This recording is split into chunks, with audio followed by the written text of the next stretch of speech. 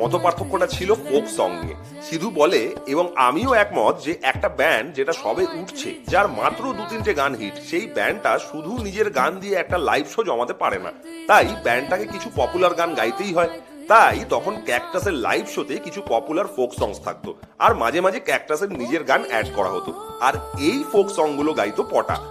এই টাইমটার কিছু পরে নীল নির্জনে, আর তার কিছুটা পরে 2004 নাগাদ রাজার রাজা রিলিজ হলো। এই অ্যালবামগুলো ভালো রকম হিট হলো। ফার্স্ট অ্যালবামটাও এতদিনে হিট হতে শুরু করেছে, আর স্বাভাবিকভাবেই ক্যাকটাস অনেকগুলো হিট গান পেয়ে গেল লাইভ পারফরমেন্সের জন্য।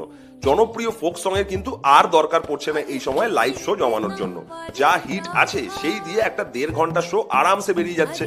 এইবার সিধু ক্যাকটাস বানিয়েছিল as a Bangla rock band, আর সে চাইতো ব্যান্ডটা সেই রক ভাইবটাকেই ক্যারি করুক।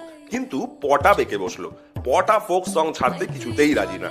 আর অন্যদিকে Sidhu and cactus folk category include করতে রাজি নয়।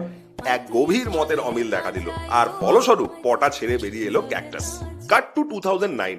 হঠাৎ আবার দেখা গেল সিধু পটা একসাথে। ফেসবুকে ছবি আসছে, একসাথে শো হচ্ছে।